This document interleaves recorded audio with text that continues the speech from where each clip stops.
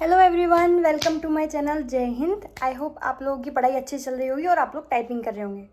तो आज हम बात करने वाले हैं, जैसे कि आप लोगों को कुछ लोगों को पता चल गया होगा, कुछ लोगों को नहीं पता चला होगा, तो उनके लिए ये वीडियो है कि सीआरपीएफ की नई वैकेंसी आई है जिसमें 9,000 से ज़्यादा वैकेंसीज़ हैं। वो है ट्रेडमैन की वैकेंसी।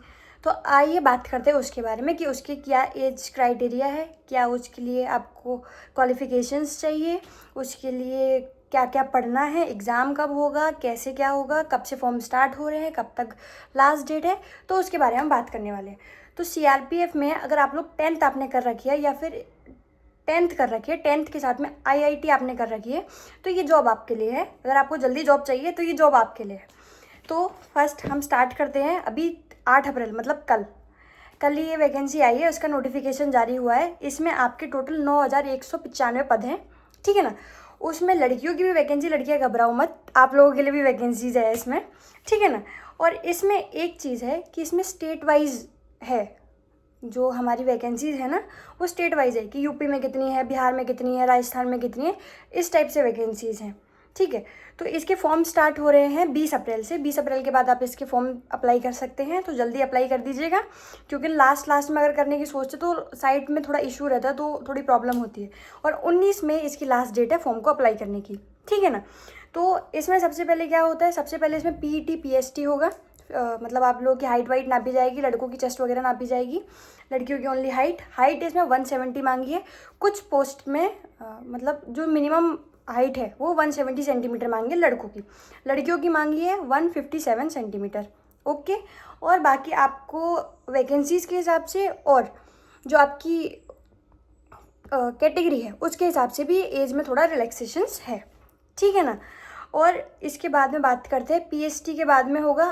अब आते हैं इसके फिजिकल में कुछ नहीं है, फिजिकल पोस्ट वाइज है। मतलब जो ड्राइवर वगैरह की वैकेंसी है उसमें आपको 5 किलोमीटर रनिंग करनी है 24 मिनट में, लड़कियों को 8 साढ़े 8 मिनट में 1600 मीटर करनी है। लेकिन वहीं आप अगर कुक ट्रेड जो है ना, कुक में, वॉशरमैन में, इस टाइप की जो दूसरी वैकेंसी क्राइटेरिया, मतलब इसमें अलग अलग पोस्ट के हिसाब से आपका फिजिकल है। तो मैंने अपने ग्रुप में, टेलीग्राम ग्रुप में पूरा नोटिफिकेशन डाला हुआ है पीडीएफ, आप उसको पढ़ लेना कि आप कौन सी क्राइटेरिया में फिट हो रहे हो और आपको किस में जाना है, ठीक है।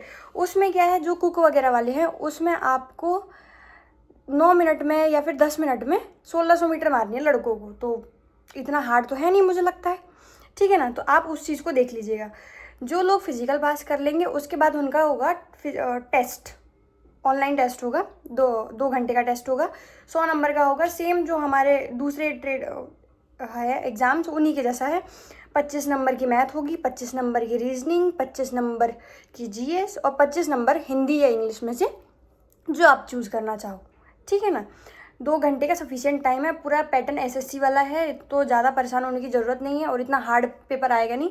एसएससी जीडी के लेवल की वैकेंसी है, उसका जो पेपर है उसको तो एसएससी सेट करती है। एसएससी ने अपना एक बेंचमार्क बना रखा है कि हमको इतनी ही, मतलब इससे ऐसा पेपर हार्ड और वैसा हो सकता है ईजी, लेकिन ये वाला पेपर एसएससी जीडी से थोड़ा लो ही रहेगा, क्योंकि ट्रेडमैन की वैकेंसी है। 21,700 आपका बेसिक पे रहेगा और आपकी स्टार्टिंग सैलरी है, ठीक है ना।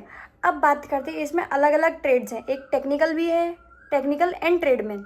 तो जो लोग टेक्निकल वाले हैं, तो आप लोगों के पास आईआईटी सर्टिफिकेट है, आईआईटी के साथ में आपके पास में 1 या 1.5 साल का एक्सपीरियंस सर्टिफिकेट है, तो आप लोग इसको अप्लाई कर सकते हैं। हर पोस्ट के लिए अलग अलग क्राइटेरिया उन्होंने बता रखा है, ठीक है ना। किसी में 10th प्लस आईआईटी है, किसी में 12th प्लस आईआईटी है, किसी में ओनली 12th है। तो आप परेशान मत होइए, उसके हिसाब से आप पूरा नोटिफिकेशन अच्छे से पढ़िए। जो भी डाउट हो आप मुझे कमेंट सेक्शन में लिख सकते हैं, मैं उसका रिप्लाई करूँगी, ठीक है ना।